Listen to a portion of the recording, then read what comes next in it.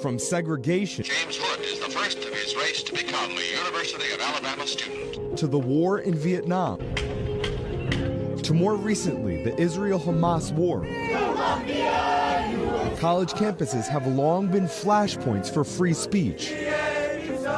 I had dinner with a group of 5 University of Michigan students from various backgrounds to learn about the general atmosphere on campus and their work to overcome divisions of every kind.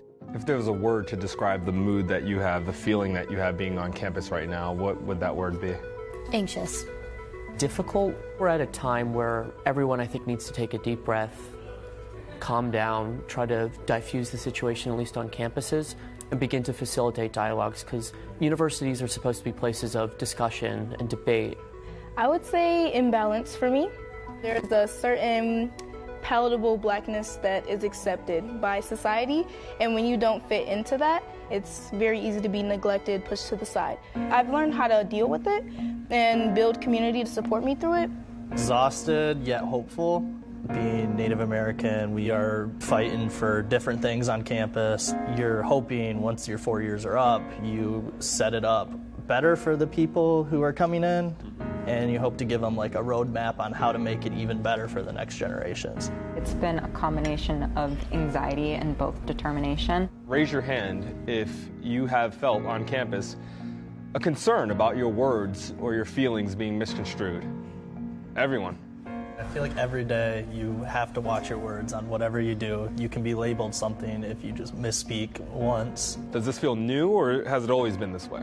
I would say it kind of really started election season when I first was a freshman. Me and my roommate had differing opinions on political candidates, and sometimes I'd hear him say stuff and I'd say stuff, and we'd both look at each other and be like, what are you really thinking? A lot of times when we are advocating Palestinian liberation in particular, it's misconstrued as us stating that we want to completely eradicate the Jewish population. And I'm like, no, our safety comes with the safety of the Jewish population hand in hand. You both used anxiety at the beginning of this conversation. What's the feeling that you get knowing that there's someone else who feels that same level of anxiety as you? Just knowing that we do come from the same shared values of love and respect and empathy and humanity. It's assuring, and it's also disheartening because it's become such a polarized issue. I think that is a great way for us to start, a conversation like that, shared grief, the shared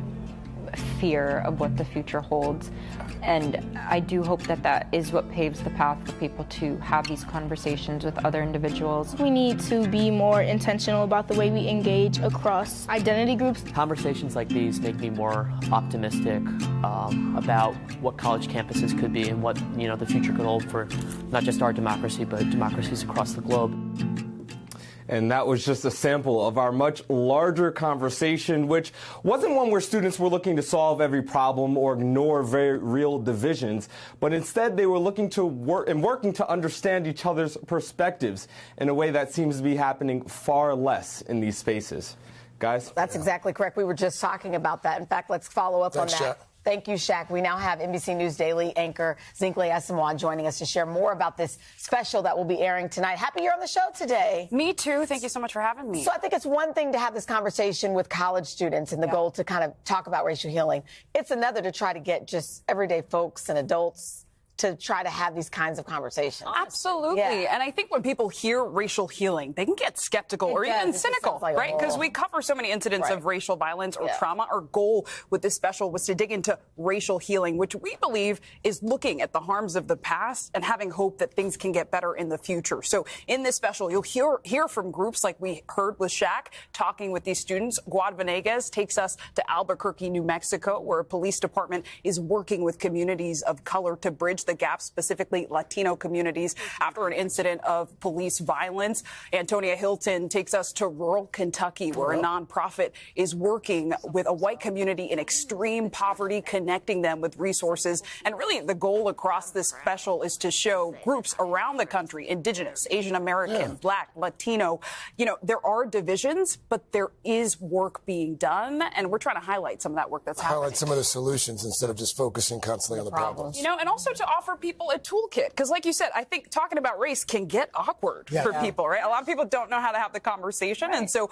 our goal is to say, you know, enter with humility. We want to create a space that is safe for people to talk. And I always say, we got 2 ears and 1 mouth, right? So listen a little more than you talk when you're entering. And that's what we're aiming to do tonight, myself and Kate Snow as well. So good. Thank you, Zinhle. And she just mentioned, don't miss the National Day of Racial Healing. It's an NBC News Now special sponsored by the W.K. Kellogg Foundation tonight at 9 p.m. Eastern. All right. Thanks for being here, Zinhle. Really love that.